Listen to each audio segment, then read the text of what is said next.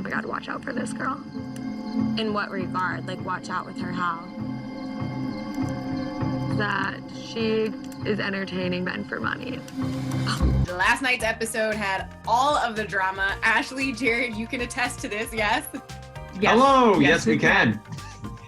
So much went down. We've got the new girls coming in the rotation now, and then also Victoria and Anna's antics. But before we get into all of that, a really big, maybe shock, but either way, big news in Bachelor Nation, Dell and Claire's breakup. So when you guys first heard about the statement, it was Dell who originally said something, and it seems allegedly Claire was a little bit blindsided by that. What did you guys think about it? I mean, listen, if Dale put out a quote for both him and Claire without letting Claire know, that's absurd. Because he deleted it. Gone. I was gonna read it. He deleted it? 'Cause, like, he put we love and support each other. Yeah. We appreciate it, and it's like you can't put we unless you have the permission of the other person. Right. Oh, it's deleted. Oh my God. Never mind. He did position it as if it was a mutual statement, so everyone kind of assumed, myself included, honestly, okay, like they both agreed to this, and Claire's just taking more time to say something else. And then for her to post on her Insta story, right, that she was not aware of the mutual statement. No, she posted on her regular gram. Oh, it was on her in feed. Yeah. Okay, Yeah. and what were your She's like thoughts when you bringing up found that out? Yeah, she said, I was made aware of the quote-unquote mutual statement at the same time you all were.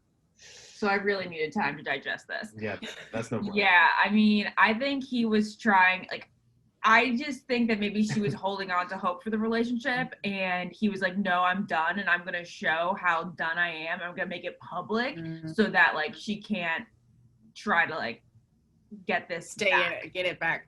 Which is, like, so sad to say, which is why, like, I kind of, like, stutter there. Yeah. I just feel really, really, really bad for Claire. Yeah. Same. Well, we are wishing her the best, obviously. Let's go ahead and jump into last night's episode. Ashley, your almost famous co-host Ben was on last night. So how was it watching him? And he is always a pro when he comes in to give, like, the grandfather pep talk. He's, like, grandfathered in. He's definitely grandfathered That's in. kind of what I meant by that. But yeah, he's, like, always great advice. Every bachelor goes to him before they, like, go and film their season, because, like, he just is that, like, staple in the franchise. And, like, he's the kind of person that you want to take advice from. Everybody goes to Ben for advice. Yeah. We're going to get into all the drama in just a few, but before that, let's talk about Michelle's one-on-one with Matt. What did you two think about their chemistry on that date? Michelle's one-on-one with Matt was, well, easy. It just seemed like they vibed, like, right off the bat. Yeah, I mean, you're very prototypical one-on-one. It was very nice. I don't know. The hot air balloon kiss was very swoony, like Serena P was saying back at home. He closed his eyes. Matt closed his eyes when he kissed her. I think this whole open closed eye thing is so over talked about. I'm telling you, I kiss with my eyes open sometimes. I feel like you do. Yeah. Okay. I think a lot of people do. I think so too, but I also feel like the way Matt's eyes just are, like, I still think that, like, he's pretty much not seeing anything when he has them. I think cluttered. if people saw themselves kiss in a mirror or video of themselves kissing, a lot of people would, like, have their eyes not knowing that it's open, but they're, like, fluttering open. More open. Yeah, there's just, like, he's not looking at anything, I swear to you. Right. Anyway, but back to their date. I liked the conversation they had over dinner, you know, talking about kids and teaching. They obviously bonded over that. I loved the moment where they did, like, 1, 2, 3, how many kids do you want? And they both said 3, and they were both like, eh! Like, it's like a totally average number of kids to want, but, like, they really felt something. Same. And then when she casually dropped that Maya Angelou quote and he caught it, that was cute. That was a connecting How moment. far do you see her going in this? Far. I actually kind of, like, move her into my top 4 spot, because I thought that Sarah was going to make top 4 last week. And now that she's gone, I feel like I'm going to move Michelle into top 4. Okay, Michelle's top 4. Jared? Oh, I mean, the date went really well. I mean, they definitely seem to have chemistry. Matt definitely seems to be into her. So, yeah, I mean, she's definitely going to make it at least. What are we at now? Like top now that we added five more girls? I don't know. I feel like we still have like 20 girls It feels now. like there's still 50 on the show right now. So I would definitely say she's easily top 10. And yeah, she could be top 6, top 4. That's definitely top 6. Let's go ahead and get to the throwing shade segment where we break down the shadiest moments of the night. Don't come in here and tell me you deserve the one-on-one because you do not know. And don't tell me you get what it's like because you don't get it. The new girls who showed up and crashed the party. What do you think about the new format where they're introducing these ladies, you know, a few dates in? Good. Keep throwing drama at us. It's entertaining. Come on now. I mean, like, I feel so bad for the girls who were there first, though. I'm like, ugh. I do, but I don't at the same time because the way they handled it, I just didn't like. Ladies, relax. It's not like these girls thought to themselves, you know what? I'm going to show up 2 weeks after the first date, and or after the first day, and just, you know, that's the way it's going to go down. Like, you know what you signed up for. It's a reality TV show. You just got to go with the punches, and they just could not let it go. And it's like, ladies, relax. Like, why are you hating on them? It wasn't their choice. They'd obviously be there night one if they if they could have been.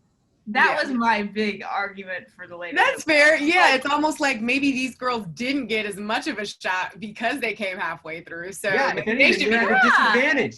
Matt already has invested feelings with these other girls. Absolutely. So, it's all about perspective. Way to break it down. The glass is half full. Okay. That's why we're here. We break it down. Dropping gems. Ashley, you agree? I was annoyed at the girls for being annoyed at the girls. It's like, it wasn't the girls' decision to come in at this point. You could be annoyed, of course, when they first show up because it's annoying. Through. Yeah, I know. Just at some point, you gotta let it go. They were so mad that she got the one-on-one. It's like, other girls deserve this one-on-one. No, you don't. You don't deserve, like, it's whatever Matt wants to do. It's Matt's season right now. Like, if Matt wants to take this girl on a date, that's what happens. That's where his heart lies. Yeah. All right, there we go. Well, there was some drama with the new girl, Brittany, and Anna, where Anna accused her essentially of being an escort. What did you guys think about how all of that went down? Because it definitely feels like there's a theme of mean girl behavior starting to pervade the episodes a little bit here. It's truly crazy. I just love the way she went from being like, that girl I recognize, to that girl is an escort. That's what makes me feel like she's not telling the truth. No, she's like pulling it out of her butt. She's like fabricating drama everywhere. I didn't like how she was smiling while saying it, like, I heard she's an escort. Yeah. And it was like she was getting pleasure out of it. For money. Yeah. And it's like, listen, if you're going to make accusations like that, especially on national TV, you better be right, or you better have some serious evidence on your side. You can't just like say like, oh yeah, she sleeps with men for money, and then have no basis of evidence for that. Just like, if I believed everything that people DM'd me, I would be wearing a tinfoil hat. It's so jarring. If somebody accused me of sleeping with people for money, I'm not saying that's like a horrible, I'm not trying to shame that. You know, people do it and people can make the decisions for themselves, but like, I don't know. It's a pretty big accusation. So anyway, that's how I felt. Yeah. Katie was getting a lot of love online last night. One, for how she kind of like stood up to Victoria towards the start of the episode, and then also for having Brittany's back. How do you feel about how she's been handling things lately? Because she definitely seems to be a little more mature than some of the girls in the group. Katie's like the superhero of this season. First, she was the only one compassionate towards Sarah last week. Then this week, she stood up to Victoria in the most incredible way. Can you believe that Victoria went up to her and said, I would like an apology for the fact that you wouldn't let me talk girls? Expressing yourself and name calling are two different things. Well, I can do whatever I want. Yeah. And I can express myself with name calling when I choose to. And it's like, I can't believe that Victoria would say something like that. Yeah. Like, I'd like an apology because you stopped me from name calling, and name calling is a way that I express myself. She's got to be leaning into it. That's the only logical conclusion. Yeah. I don't know. But then just to keep on theme of Katie, then at the end, Katie's like, okay, like I am not going to tell Matt this for the sake of myself. Like, I'm not trying to like get ahead in his ranks. I'm gonna say this for the betterment of like humanity. No, it was great. Because at first when Katie went to Matt, I thought, don't She be like wasn't being a tattletale. Yeah. In this case, It wasn't like snitch. No, it was, hey, this is going to sound a lot better coming from you than me, and I think you should address it, and I think people will listen to you. Yeah. And I thought that was so well done, because I completely agree with her. I think Matt saying it is a lot different than Katie saying it, and people are going to listen to Matt when he vocalizes his concerns with the quote-unquote bullying that's happening in the house. Yeah. That was really done by Katie. Good job, Katie. Mm-hmm. Yeah, good job, Katie. Now, as always, the Super Teas jam-packed with drama. How do you think this is going to play out next week? What do we see next? I'm like kind of annoyed right now because I don't need any more of this drama. I really love the moment. I really love the moments where Matt's like connecting with girls. So like that moment with Chelsea, I think it was both of our favorite parts of the episode, which was talking about her hair. And it was just real. It was so real. And it just shows an insecurity with Chelsea that a lot of people can't relate to. And like, for example, a lot of people can relate to. Well, I mean, a lot of people can relate to, but also like someone myself who just like never thinks of that, you know, and to have that be in front of my face and think, oh, wow, yeah, that's something that like you don't have to deal with, I don't have to deal with. And I just loved that moment of how raw and honest she was about it. And I also love Chelsea because when she was talking about it, she does something that I do, which is when she gets serious about something, she looks away. She doesn't make eye contact. And I find that so endearing because I do that. Like when you get— Are you slightly avoidant, Jared, when it comes to intimacy? It might be that, but she's something like, I can make eye contact, no problem. But as soon as we start talking about something serious or emotional, like, I can talk about it, but I have a hard time. No, I'm the same way. I'm giving you a hard time because I am you in that situation. I think a lot of people are, which is why I loved when Chelsea did it, because she was kind of looking away, and I was like, oh, you could tell like she's really talking from the heart because she's afraid of making eye contact, and that's something I do. And so I loved that moment. So good for Chelsea. We're gonna play a round of roses or thorns. If you liked the moment, give it a rose. If you didn't, give it a thorn. The boxing group date, because at the end, it seems like Matt wasn't really feeling it that much. What do you guys think? So many thorns. So many thorns. We were like, why are they doing this again? What are we doing? Every single season. Boxing, wrestling, blah, blah, blah. It's so overdone. It's boring. It tells us nothing about the girls. It's dangerous. It's just like, you know, when Matt was saying, oh, I didn't want anybody to get hurt here today. I just wanted it to be fun. You're putting competitive people that are fighting over the same guy in a ring and telling them to throw punches at each other. Yeah. What do we think it's going to happen? I'm not blaming Matt because we know that like Matt's not wasn't like, hey, I got an idea for a group date. Let's have the girls fight each other. Yeah. But he went to the hospital on his season after a boxing day. Which is fine, whatever. Like, you're going to put a bunch of dudes into a boxing ring, like whatever, you know, guys are going to get hurt. That's what happens. But when you put girls in there, I just don't like looking at girls punching other girls in the face. It's just something about that I'm just not down with. It's hard to articulate. Yeah. It's not hard to articulate. I think it's pretty understandable. Yeah.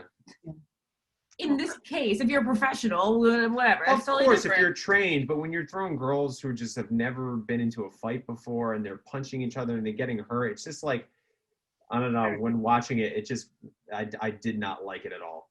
We could go without that. Fair. I agree. Victoria snatching Catalina, aka former Miss Puerto Rico's crown. Rose or thorn? Thorn. Yeah. So gross. Ugh. Like, stop. Stop. Yeah. You are the antithesis of a queen. I love what Sarah said last week on her Instagram. She's like, real queens straighten each other's crowns. Oh, yes. And yeah. And she's not queen. She's not a queen. Like, she's not queen. Everything about her is like, not get queen. out of here with that. Like, if you're saying you are queen, you are not queen. You know what I mean? You are not queen. Yeah, that's so true. Like, Katie's the queen. And she would never say that. Yeah. Speaking of Katie, the possibility of Katie being the next Bachelorette if things don't work out with Matt. Oh, I wouldn't even think of that, but sure. I mean, maybe Rose?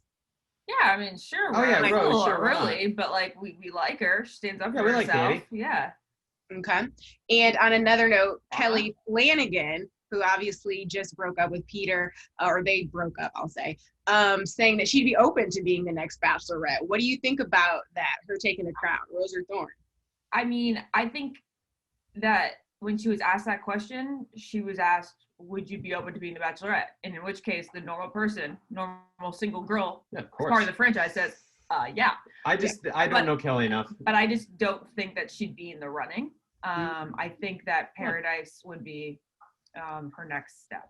Yeah, and I kind of feel the same way about Katie, where it's like, yeah, I like Katie, I like Kelly, I like both these girls. I just don't know anything really about them. Like Katie, I know more about from watching this season. Well, but no, they're probably about tied. It's just that Peter season seems like so long ago. I think with past, Bachelorettes and Bachelors, there's always like that one moment where you're like, I have to see this person as the lead. Yeah.